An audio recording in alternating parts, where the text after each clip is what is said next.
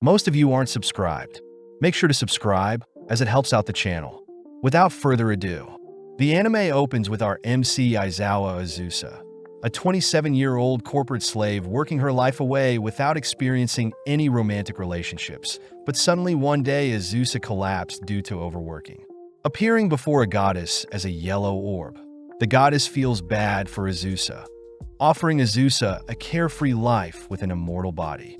Reminding Azusa that mana will be used in her new world, the goddess sends Azusa off into the highlands, starting her off with a 17-year-old body.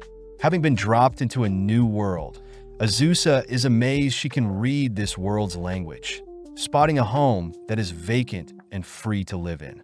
Admiring her new body, Azusa says she looks like a witch, exploring the home only to spot a field and a village nearby. Having been given a weapon and some coins, Azusa heads out, only to run into a slime. Unsheathing her sword, Azusa slashes at the slime, but the creature simply evades, retaliating with an attack but does no damage to Azusa. Going all out, Azusa slays the slime, only to notice a gem drop from it. Heading to the nearby village, Azusa learns the village is named Flata, instructed to visit the nearby Adventurers Guild for work. Greeting the receptionist, Azusa learns that Flata village is quite peaceful, with only slimes roaming the area. The receptionist tells Azusa that the gems she acquired are magical stones and can be exchanged for money, but first the receptionist checks Azusa's stats. Azusa confirms that she has the witch class with a level of 1, but the receptionist points out how lucky it is to have immortality at such a low level. Just like that, Azusa's life consists of her taking it easy, starting each day by sleeping in only to tend to her fields. When she needs exercise, she slays slimes, aiming for 25 every day, and visits the forest occasionally to acquire the exact herbs she needs, thanks to her witch skill, only to sell them to the nearby village. After indulging in the laid-back life for 300 years, Azusa is seen tapping the slimes, curious as to how strong she's grown over time. Heading into town, Azusa is well known by everyone, having frequently treated patients with her medicine and even fighting off a plague that struck the town. Grateful to be given so much attention, Azusa exchanges her magical stones, only to be asked by the receptionist Natalie how strong she is. Having not checked in 300 years, Azusa chooses to evaluate her stats, shocking Natalie when she sees Azusa is level 99. Refusing to believe she's grown so strong by defeating mere slimes, Natalie points out Azusa has an ability that boosts her experience points earned, explaining how Azusa acquired over 10 million points over time. This is equivalent to 4,380 dragons slayed, meaning Azusa must be the strongest in the world. But Azusa states she doesn't want this attention ruining her peaceful life. Azusa asks Natalie to promise not to leak her status to anyone, heading to a nearby waterfall, only to freeze the entire location with a single ice spell. Forced to accept her insane growth, Azusa uses ice and fire magic to freeze and thaw meals, but one day suddenly gets a knock at the door. Spotting 4 adventurers outside, Azusa is petrified to hear them call her the level 99 witch, failing to come up with an excuse to convince them otherwise. With no other choice, Azusa takes the 4 all at once, drawing a circle and asking them to leave quietly once they lose. Seeing the enemy casting a wind spell, Azusa attempts to mimic the spell, but accidentally unleashes a devastating tornado that ends their duel. Rushing to the guild, Azusa asks if Natalie had leaked her true level, learning that Ernst the adventurer was the one who eavesdropped and leaked their earlier conversation. With word of Azusa's level spreading, Azusa is visited by the most powerful dragon of Nanterre, Laika, who challenges Azusa to a duel. When Azusa refuses, Laika threatens to rampage and destroy everything, forcing Azusa to accept. With Azusa donning her witch clothing, she takes flight to match Laika's wings, prompting Laika to unleash a fiery breath, only to be cancelled out by Azusa's ice magic. Impressed, Laika dashes forward clawing at Azusa, but upon seeing Laika trying to fire off another breath, Azusa simply freezes Laika's mouth. Falling out of the sky, Laika runs around mindlessly, accidentally destroying Azusa's house, forcing Azusa to knock Laika down with a single punch. Glaring at Laika, Azusa orders Laika to repair her house, something Laika agrees to do, asking for permission to retrieve funds from where they live. With Azusa warning Laika to not lie to her, Laika hurriedly flies off, leaving Azusa to head into town, seeing as her house is destroyed. As the town praises Azusa for fending off a dragon, Azusa chooses to stay at the Flata village office, thankful to be given the guest house. Azusa realizes the girl serving her was a young girl she saved in the past, choosing to accept the town's kindness and head to the Keen Eagle restaurant. Warmly greeted by the townsfolk, Azusa orders her usual omelet and beef stew, enjoying the delectable meal as the town celebrates Azusa the Great Witch of the Highlands. Waking up the next day, Azusa receives a visitor, asking who the redhead before her is, only to be stunned realizing Laika has changed into her human form. With Azusa confirming that Laika has indeed repaid her debt, Laika shyly asks to be Azusa's pupil, horrifying Azusa as she only got so strong fighting lowly slimes. Laika states she was naive to claim herself as the strongest, wishing to work diligently like Azusa and grow stronger. Azusa realizes that Laika could take over the cooking and cleaning, immediately taking Laika as her pupil, learning that Laika was born 300 years ago as well. Returning to her destroyed home, Azusa notes how they should expand to fit more people, prompting Laika to take over as she carries over some resources, immediately working on the overall foundation and structure of their new house. As it gets dark, Laika says she'll work all night and finish in the morning, but Azusa stops Laika, demanding Laika to not overexert herself. Touched by Azusa's words, Laika is grateful to her master, both clocking out for the day, only to return in the coming days to finish up. With Azusa amazed by Laika's hard work, they rush into town to celebrate, all whilst Azusa thinks about her new life with her first pupil. With Azusa taking Laika with her to slay slimes, Laika is amazed at Azusa's speed when dispatching slimes, but is disappointed to hear Azusa only takes down slimes to train. Azusa scolds Laika for wanting to fight stronger enemies in order to boast about it, reminding Laika to take things one step at a time. But as the two collect the magical stones, a mysterious girl glares at Azusa from the forest. As the two head home, Laika offers to cook Azusa a meal, shocking Azusa seeing the plus-size dishes. As the two dig in, Azusa says they'll rotate chores, asking Laika if she has any questions for her, intrigued to hear Laika fears for the nearby village. Laika says she fears an evil mage or other monsters attacking the village will be more likely, especially since Azusa's mighty status will draw in others across the world, making the village one of Azusa's weak points. Laika suggests that they create their own magic, both heading to a cliff only for Laika to draw up a magic circle for Azusa to use. Positioning herself in the middle of the magic circle, Azusa infuses the circle with her mana, casting a powerful barrier over the nearby village. In an instant, Azusa's spell catches a thief, shocking the townsfolk as they celebrate another heroic feat by Azusa. Azusa also takes the chance to introduce Laika the dragon to the villagers, all welcoming Laika wholeheartedly. As we cut to several days later, where Laika has perfectly picked up Azusa's carefree habits. Sadly, Azusa hears a knock at the door, spotting a small girl claiming Azusa to be her mother. Revealing her name to be Falfa, Falfa mentions that her younger sister had done her research into Azusa, but Laika is more fixated on Azusa's love life. Hearing Falfa mention her sister is hunting Azusa down, Laika invites Falfa in, serving her some cookies only to ask for the name of Falfa's sister. Revealed to be Shalsha, Falfa adds that Shalsha has a grudge against Azusa since Azusa has been slaying her kind. Azusa asks if Falfa is aware of what Shalsha may attack with. Surprised to hear Shalsha is learning Smite evil magic, magic that gets stronger the more specific the target. Laika says it takes decades to master such a spell, confirming that Falfa and Shalsha are both 50 years old, but suddenly Falfa states that Shalsha has appeared. Rushing outside, Azusa makes note of Shalsha's potent aura.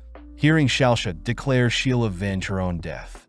Azusa asks to know how she infuriated Shalsha.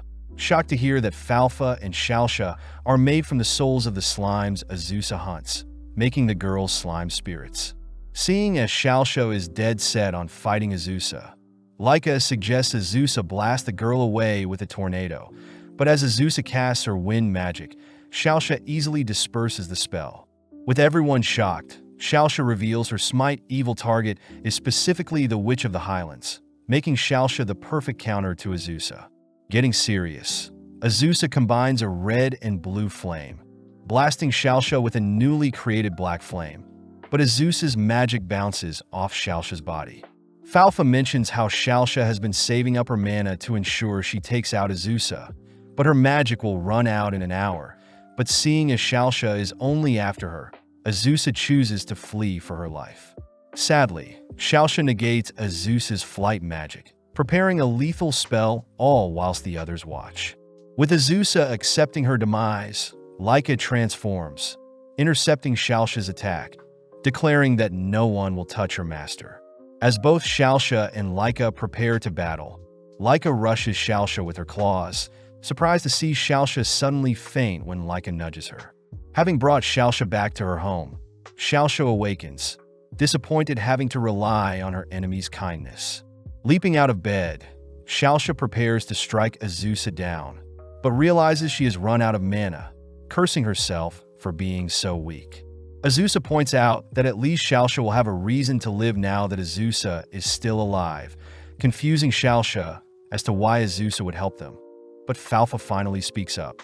Falfa asks Shalsha to not be so harsh on Azusa, especially since it's human nature to slay slimes, asking Shalsha instead to leave behind her resentment and live her life. Seeing Shalsh finally give up on her revenge schemes, Azusa asks if the girls would like to live with them, ordering Shalsha to first call her mother as well. Wanting to celebrate their new family members, the gang head out to purchase items, learning along the way that evil slimes exist in the world. The sisters utter that the slimes of Nanterre are dark-colored, whereas the slimes in the Highland are pale, mentioning how evil slimes are light in color. The girls also add that all slimes have a weak point, stabbing at a slime hole only to instantly slay it. Finally heading through town, Azusa runs some errands while showing the sisters around, stopping only to quiz the girls on some landmarks. Seeing Falfa easily remembering the landmarks, Laika asks how Shalsha is doing, hearing Shalsha point out the old road that led to the Old Kingdom. Heading home, the gang feast on Laika's plus-sized meals, all praising Laika for the delicious meal. Seeing the sisters abstain from eating their celery, Azusa offers to give them cake later, convincing them otherwise. Glancing at Laika, Azusa calls out Laika for skipping over her celery as well, all ending the night with some chiffon cake. With the sisters given a room to share, Laika suggests that they recruit an elf or demon next, but first Azusa chooses to value their family of four as is. With several nights passing, Azusa watches as the sisters indulge in history books, shocked to see the girls studying elven history. Hearing a knock at the door, Azusa is jealous to see a voluptuous shy elf at the door, hearing that the elf is currently on the run. When the elf asks Azusa to save her from the high demon Beelzebub, Azusa rushes to shut her door, but the elf stops her showering Azusa with praise. Inviting the elf inside, the elf introduces herself as Halkara, an elf from the nation of Hrant, and is also an apothecary, someone who deals with medicine. Azusa wonders what Beelzebub wants with her, learning that Halkara is a renowned apothecary, having invented the Nutri Spirit Energy drink using various mushrooms, even making decent profit with the product.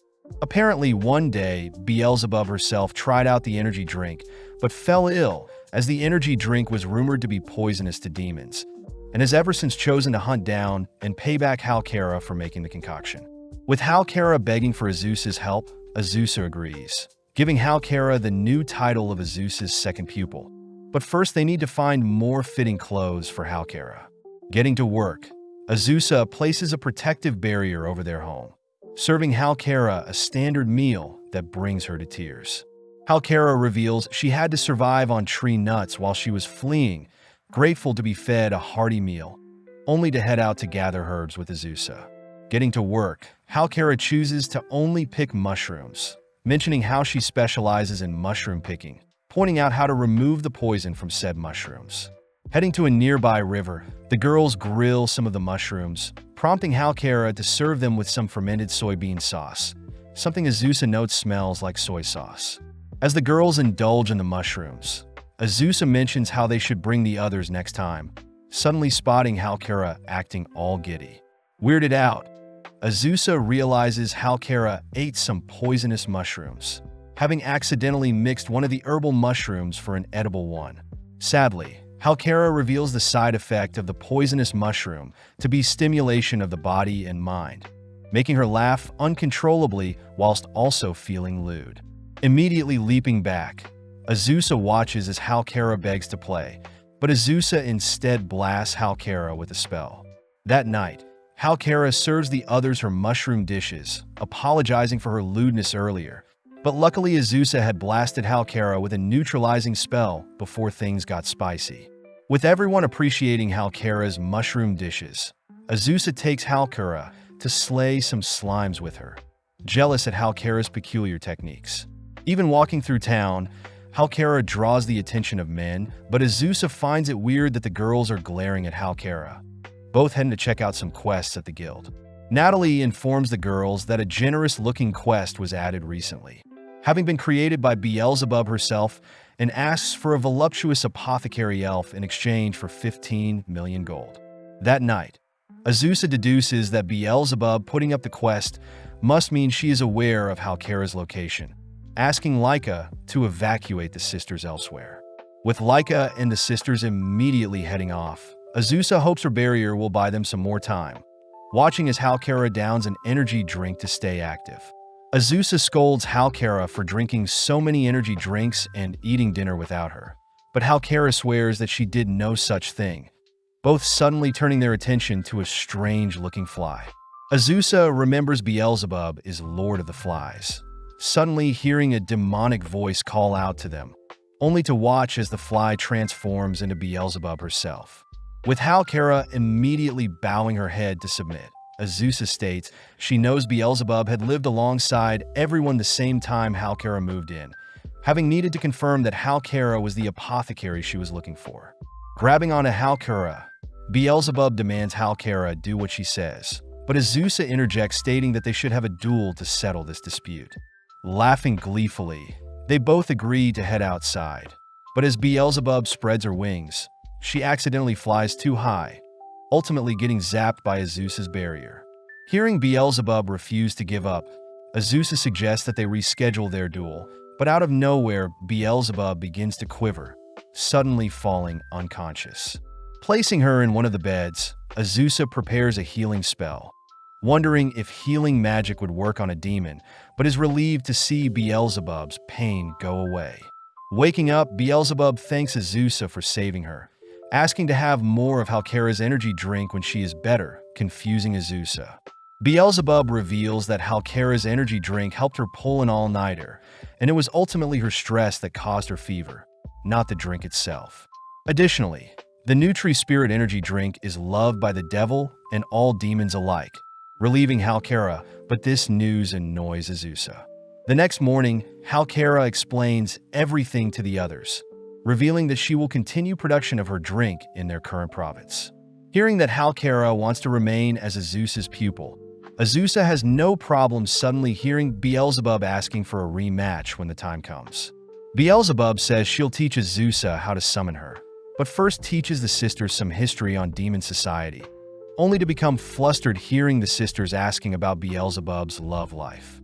Seeing her family grow, Azusa can't help but feel at home, only to receive some bad news from Laika the next day.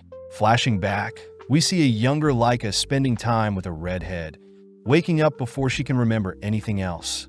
Following Azusa, she's sad to report she had no love life, disappointing Halkara as she personally deems herself a youthful teen, being only 200 years old.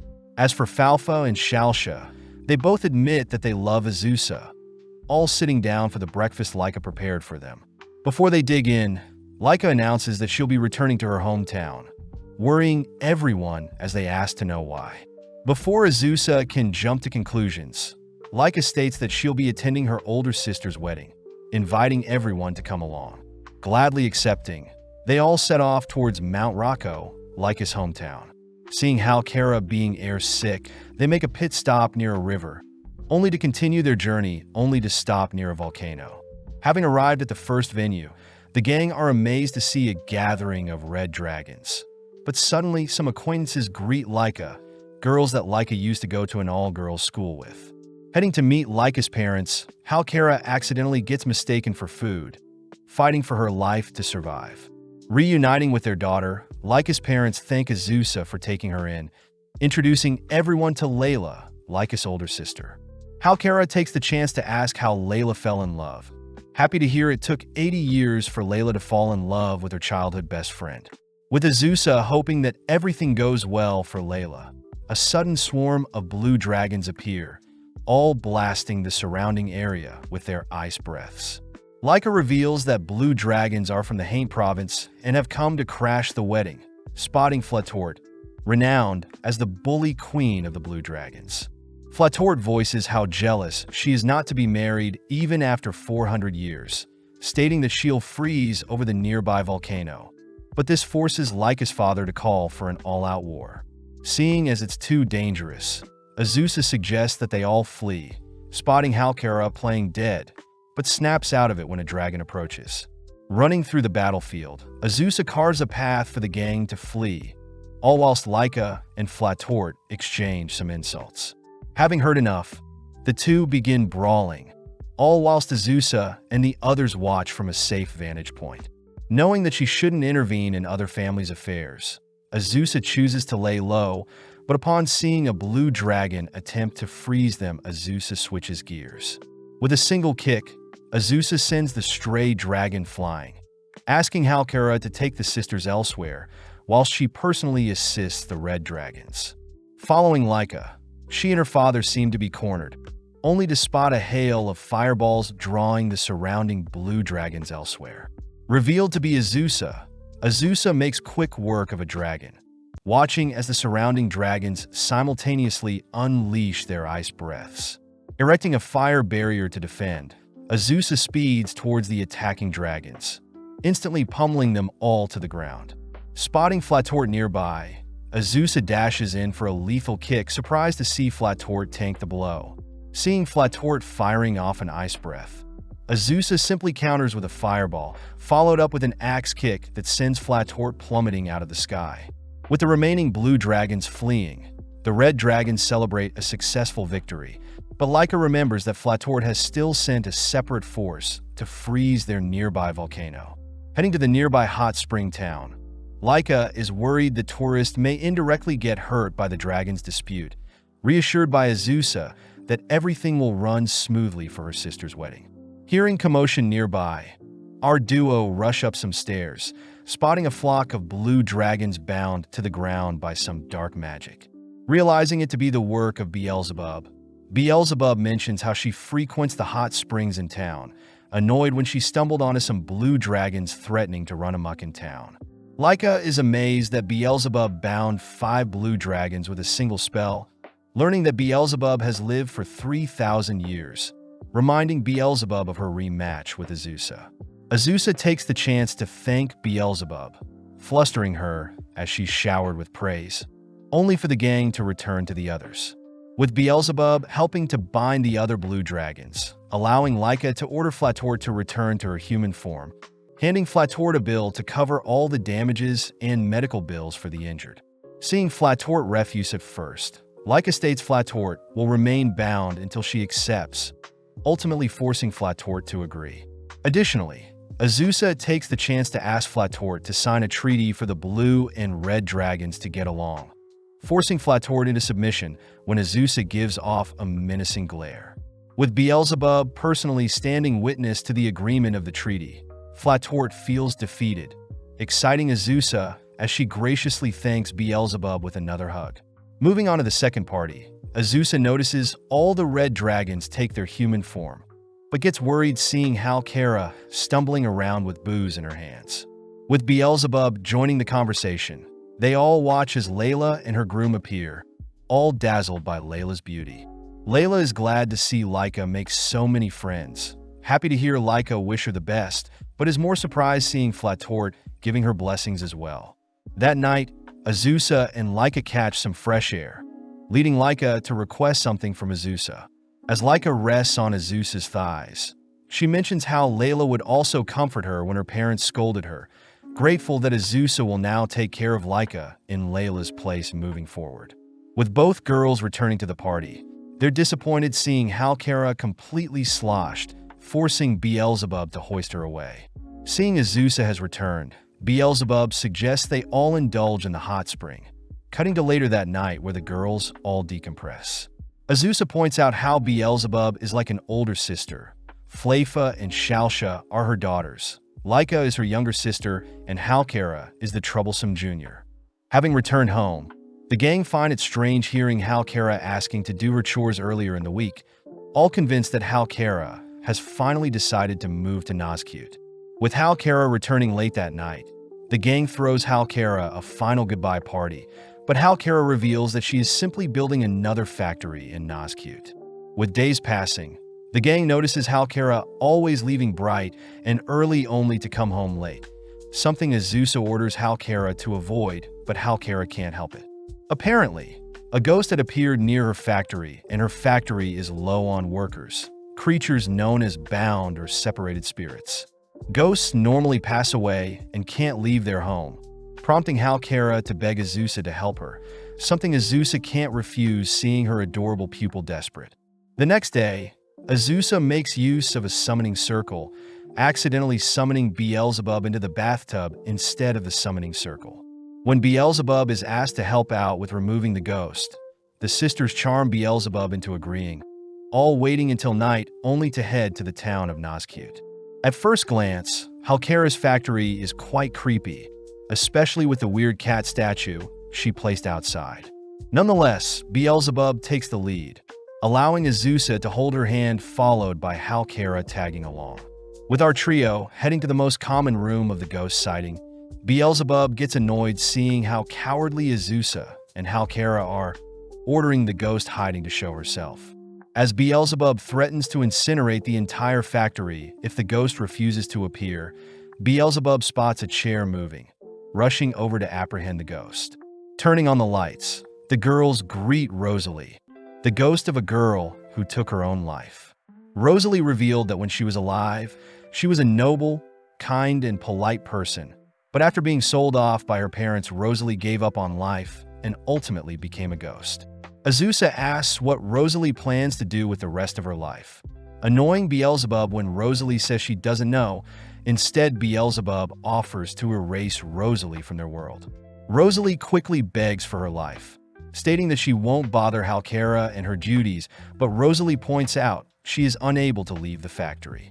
Beelzebub points out that Rosalie will be able to bypass any restrictions if she possesses a human and uses them as a vessel, but the human must be weak and easy to control. Unanimously turning to Halkara, Halkara is strapped to a chair, reminded that she is giving her body to save her factory. Giving it a go, Rosalie enters Halkara's body, amazed that the possession worked, but is more fixated on Halkara's assets. Azusa suggests that they move Rosalie to their home, wanting to give Rosalie the life she never got when she was alive, a remark that makes Rosalie cry, swearing to be Azusa's sister for life. Introducing Rosalie to everyone else, Beelzebub chooses to head to sleep first, leaving Rosalie to show everyone what she can do. Sadly, Rosalie fails to leave Halkara's body, something Beelzebub believes is due to Rosalie and Halkara's perfect compatibility.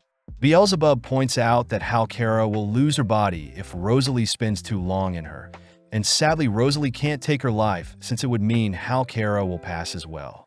Brainstorming some ideas, the girls first try shaking Rosalie out, failing only to try and knock Rosalie out, but when that doesn't work, the gang tries scaring Rosalie out.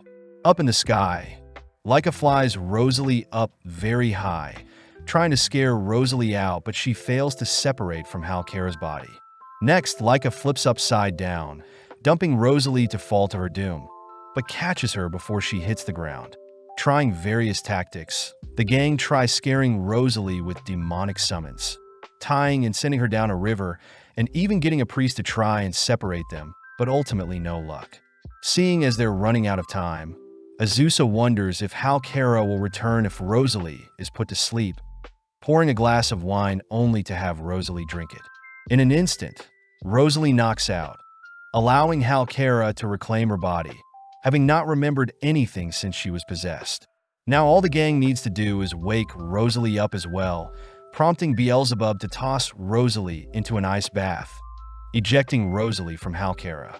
Now officially welcomed into the family, Rosalie apologizes for causing all the rumors at Halkara's factory, but when Rosalie shows off her psychic abilities to move things with her mind, Azusa gets an idea. Heading back to Nazcute, Rosalie clears up any evil hauntings by helping to clean up the town, forever grateful to Azusa, seeing as she has found new purpose even after death. A few days later, Beelzebub announces that Azusa will be receiving a Demon Medal of Honor, praise for ending the dispute between the red and blue dragons. With Azusa accepting the award, the gang are shocked to hear the ceremony will be held in the demon realm, reassured by Beelzebub that demons are well-mannered creatures, and as long as they all show respect, there should be no issues. As the gang all collectively watch Halkara scoffing down her food, Halkara is later seen quivering at the thought of being around demons, wondering if she could fake being sick on the day. Azusa announces that they'll need formal dresses, asking if Rosalie would need to buy a new dress, but realizes that neither them nor Rosalie knows how to change out of her clothing. With Shaosha suggesting to visit a ghost specialist, the gang head to a strange hut in the woods, learning from an old man that the appearance of a ghost along with its clothes can't be changed since it's a manifestation of her past life. Heading into town, the gang wonder if Rosalie can reimagine a new outfit, something Rosalie says she can't.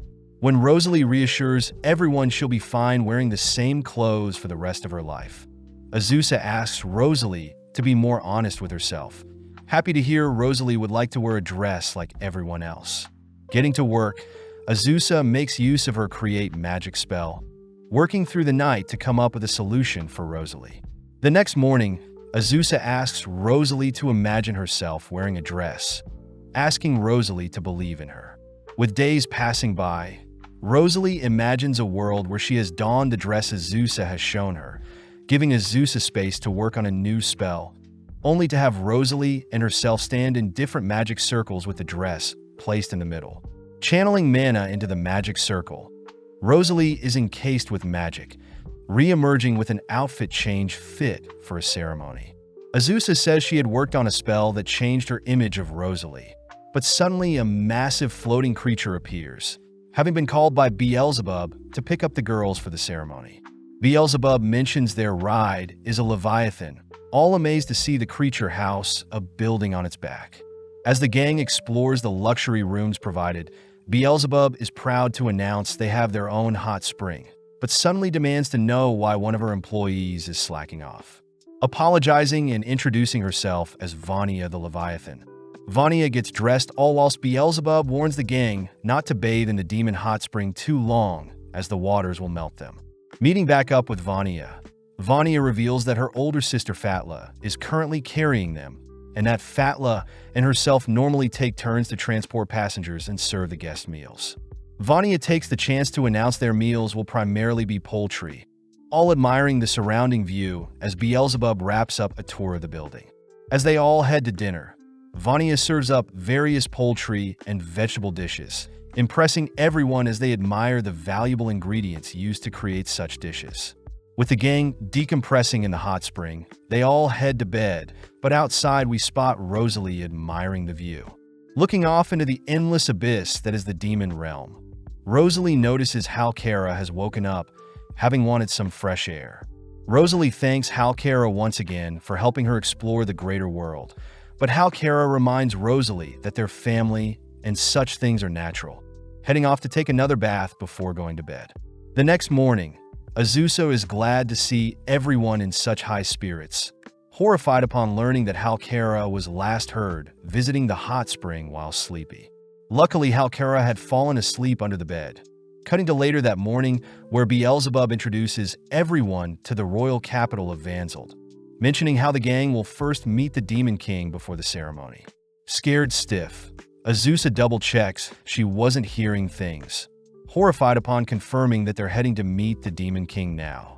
Landing in the city of Vanzald, the gang are escorted by carriage, spotting all types of demons that resemble both humans and animals. Arriving at Vanzald Castle, Azusa finds an excuse to avoid meeting the Demon King, but Beelzebub reminds everyone that the Demon King wants to personally meet them. Upon entering the castle, the gang spot a maze-like structure, learning that the maze is meant to trick attackers or intruders, but luckily Beelzebub has no issues escorting everyone through the maze. Now in front of the throne room, Beelzebub reassures everyone that the Demon King is quite easygoing, opening a pair of massive doors, only to lay eyes on the jaw-dropping throne room. Before the gang can reach the center of the room, a small demon girl excitedly greets everyone, first shaking Azusa's hand only to move on to Halkara. Having accidentally squeezed too tight, the demon girl heals Halkara, but Halkara asks that the demon girl leave them alone, fearing that the Demon King is waiting for them. Leica points out how the throne is currently vacant, all hearing as Beelzebub announces that the Demon King is standing right in front of them, revealed to be the demon girl, Demon King Provapicaralies. Immediately bowing her head, Halkara apologizes for being so rude, relieved to hear Pakara won't take anything to heart. Rushing to raise her head, Halkara accidentally knocks out Pakara with a head, but prompting the demon's guards to surround the girls as Halkara is ultimately imprisoned, set to be executed and her village may be offered as collateral. With the gang locked up as well, they quiver learning that they may be punished as well, but Azusa remembers Beelzebub suggesting that the gang wake up Pakara as only the Demon King can overturn sentences. Creating a plan, Azusa first gathers some hot water and tea set. Next, Azusa has Rosalie scout their surroundings, confirming that a garden is nearby that may house the plants Azusa is looking for. Having Leica transform into a cuter-looking dragon form, Leica is sent out to retrieve several plants, allowing Azusa to create an analeptic drink that will wake Pakora up. At that moment, Vania is seen clinging onto their window, having been sent by Beelzebub to relay a map for the gang to locate the sleeping Demon King. Upon hearing that Pakora is resting in the first aid room, Vania hands Azusa a devilish doctor disguise, annoying Azusa as she thinks Vania is toying with her. With Vania personally guiding Azusa through the castle, Vania notes how she didn't want to get involved, but Beelzebub had ordered her to assist. Making it to the first aid room, Vania is stopped by several high-ranking demons, demanding to know who Vania has brought, but seeing Vania struggling to come up with an alias and Beelzebub ignoring them, Azusa has no choice but to shed her disguise, announcing herself as the Witch of the Highlands. As several demons rush to restrain Azusa, Azusa instantly knocks them out with a single punch, forcing several demon mages to gather, simultaneously blasting Azusa with magic. Unfazed by the demon's magic, Azusa wipes out the enemies, impressing Beelzebub as Azusa could do some crazy things if she chooses to. Finally entering Pakora's resting area, Azusa prepares to drip-feed Pakora her medicine, but is stunned to see Pakora suddenly wakes up. Having detected a strange substance near her, Pakora had instinctively awoken, demanding to know what Azusa was trying to feed her. Hearing Azusa reassure her it was just medicine to make Pakora feel better, Pakora leaps out of bed, demanding to duel Azusa to prove Azusa is not an assassin. With Pakora wielding a sword, they both head outside, prompting Pakora to make the first move. Having dodged Pakora's first slash, Azusa speeds up, spotting hundreds of more slashes aimed at her. Seeing as Pakora is slowly dicing away at her clothing, Azusa is forced to relinquish her hat to avoid a lethal blow. Seeing Azusa running away, Pakora reminds Azusa that her elf friend's life is on the line, triggering Azusa as she dodges Perkera's barrage of slashes only to leap over her. Warning Pakora to not toy with her family, Azusa rushes in close, igniting her fist, which forces Pakora to defend with her sword. With Pakora losing grip of her blade, she is smashed into the nearby castle, realizing her blade has been shattered by Azusa's fist. Cornering Pakora, Azusa declares that she has won, forcing Pakora to agree to spare Halkara. Surprisingly, Pakora deems Azusa her new sister, having always wanted a sister to boss her around, and had only tested Azusa to see if she fit the role. Weirded out, Azusa chooses to dominate Pakura, ordering Pakura to release Halkara at once. Listening to Azusa, Pakura officially rids Halkara of any crimes, impressing Beelzebub as Pakura has taken a liking to Azusa.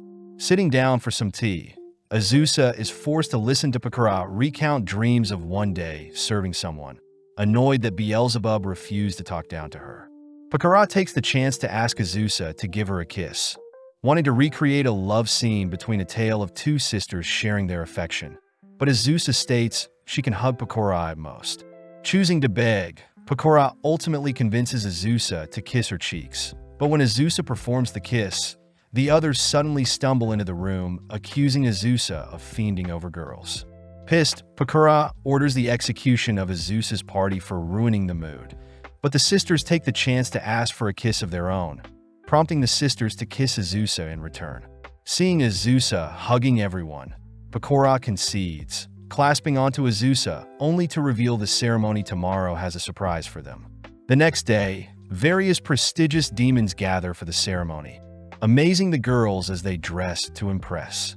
Kicking off the ceremony, Pakura starts by announcing the recipients of the demon medals, ultimately landing on Azusa as Azusa is given a medal in the peace category. Surprisingly, Pakura calls Laika to the stage as well as Flatort, awarding all 3 demon medals only to force Flatort to promise to never break their treaty. Seeing as demons are multiracial and prestigious, Pakura asks Azusa to stroke Flatort's horns.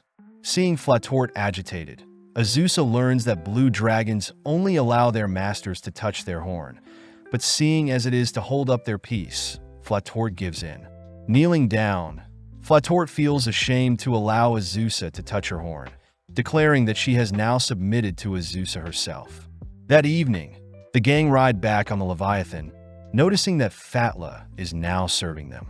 Azusa does wonder why Flatort is riding home with them, learning that since she is now Flatort's master, Flatort must accompany Azusa wherever she goes.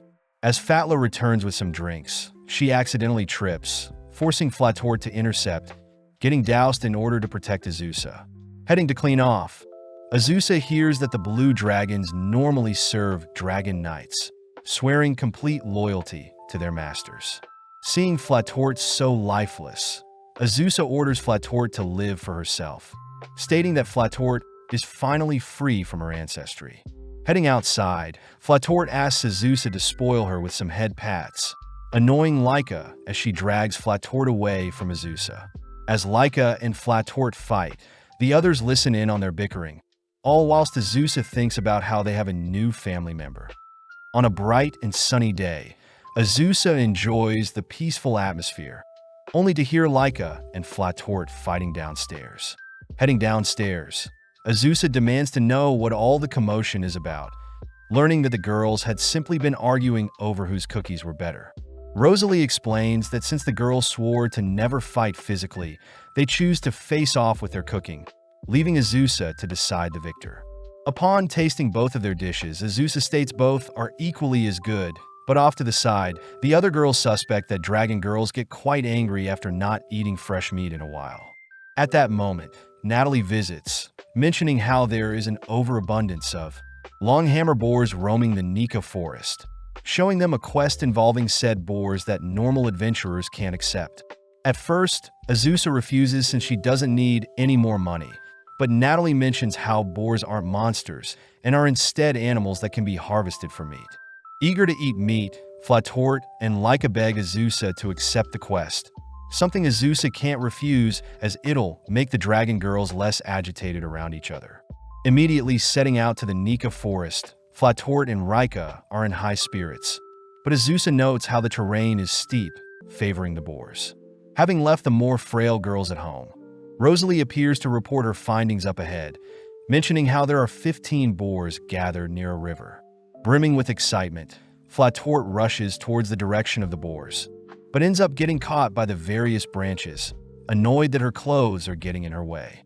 Coming up with a solution, Flatort strips, rushing towards the river only to return embarrassed, having been spotted by several female adventurers. Choosing to put back on the bare minimum, Flatort rushes back towards a river, forcing the others to give chase this time. Confused to see the boars have stripped Flatort. Unable to retrieve her clothes, Flatort is forced to watch her clothes float down the river, giving in to her wild side as she takes the boars naked.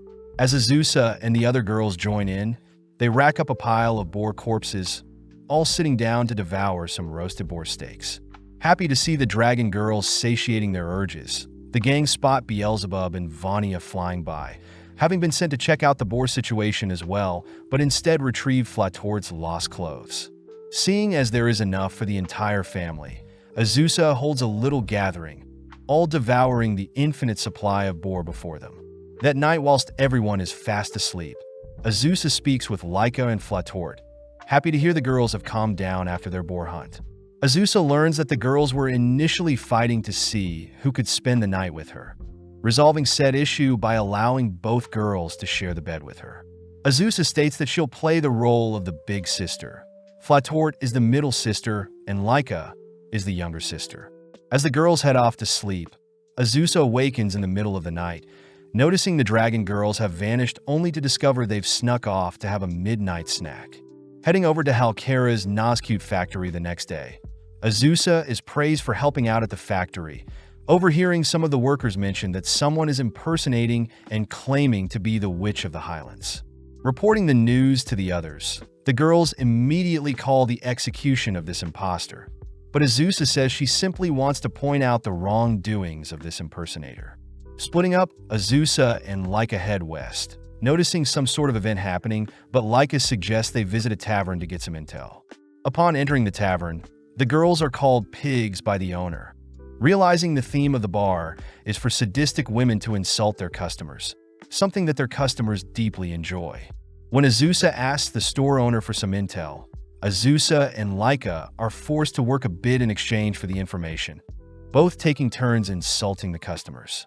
Having completed their agreement, the girls are told to head north, noticing a crowd forming in town.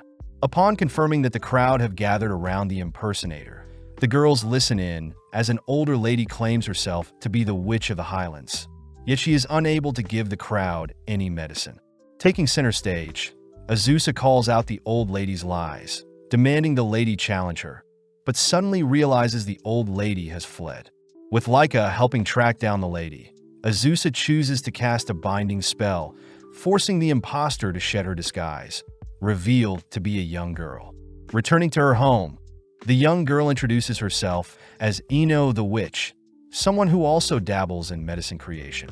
Ino shows her some mandragora pills she's invented, meant to release exhaustion and eye strain, but Azusa wonders why Ino doesn't sell her products to the public. Ino states that as a witch, she doesn't want to draw too much attention to herself, suggesting that someone else should help market and sell the product.